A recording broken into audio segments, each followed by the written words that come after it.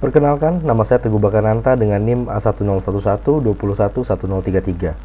Pada kesempatan kali ini, saya akan membahas tentang salah satu kasus penipuan asuransi terbesar di Amerika Serikat, Martin Frankel, A Story of Insurance Fraud. Frankel was sentenced to 17 years back in 2004 for plotting to cheat insurance companies out of $200 million. Frankel really strikes it rich when he and Sonia purchased Franklin American Life Insurance for $3.7 million. This purchase gives Frankel access to the life insurance company's $18 million in assets. He devises a phantom insurance and philanthropic empire, embezzling millions in cash. Frankel is irresistibly drawn to the huge pools of cash insurance companies keep for policyholders. Martin Frankel adalah seorang investor yang terlibat dalam salah satu kasus penipuan asuransi terbesar dalam sejarah Amerika Serikat. Ia memulai karir investasinya dengan bermain saham dan juga mengelola dana investor. Kemudian, Frankel menggunakan dana yang dikumpulkannya dari investasi saham tersebut untuk membeli beberapa perusahaan asuransi kecil di berbagai negara bagian di Amerika Serikat. Frankel kemudian memanipulasi laporan keuangan perusahaan asuransi yang diakuisisinya untuk menyembunyikan kekurangan keuangan dan membuatnya terlihat lebih menguntungkan dari yang sebenarnya. Frankel juga terlibat dalam penggelapan premi asuransi di mana dia menggunakan dana premi dari pemegang polis untuk kepentingan pribadi sendiri seperti gaya hidup mewah, untuk memiliki koleksi mobil dan juga beragam perhiasan seperti berlian. Terakhir, Frankel tertangkap setelah melakukan pencucian uang ke salah satu yayasan Katolik, Saint Francis of Assisi Foundation. Dengan harapan hubungan yang dimiliki dengan Vatikan membuat pencucian uangnya lebih memiliki kredibilitas.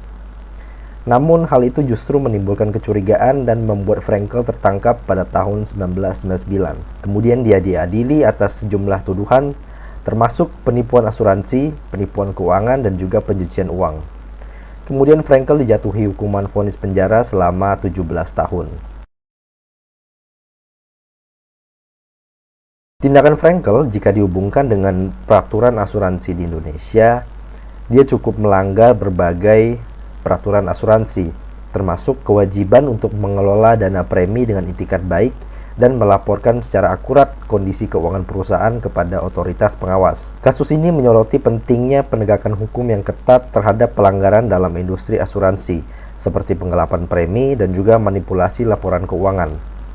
Ketentuan pidana ini sesuai dan diatur dalam pasal 74 sampai pasal 78 dalam Undang-Undang Nomor 40 Tahun 2014 tentang perasuransian di Indonesia yang memberikan sanksi pidana bagi pelanggaran tersebut. Contohnya pasal 75 dan juga pasal 76 yang memberikan sanksi untuk praktik-praktik penggelapan premi. Dalam hukum asuransi, itikat baik atau utmost good faith adalah salah satu prinsip dasar yang harus dipenuhi dalam kontrak atau perjanjian asuransi. Tanpa terpenuhinya prinsip ini, sangat terbuka lebar terjadinya sengketa ataupun dispute antar tertanggung dan juga penanggung. Prinsip ini menyiratkan kewajiban bagi perusahaan asuransi untuk bertindak dengan jujur, adil, dan transparan terhadap pemegang polis. Tindakan Frankel yang melanggar prinsip itikat baik menunjukkan pentingnya mematuhi prinsip etika dalam bisnis asuransi untuk menjaga kepercayaan publik dan juga stabilitas industri asuransi. Kasus Martin Frankel memberikan pengajaran tentang pentingnya pengaturan dan juga penegakan hukum yang ketat,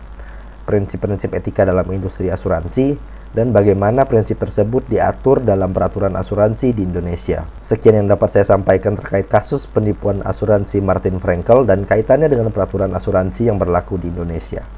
Atas perhatiannya saya ucapkan terima kasih.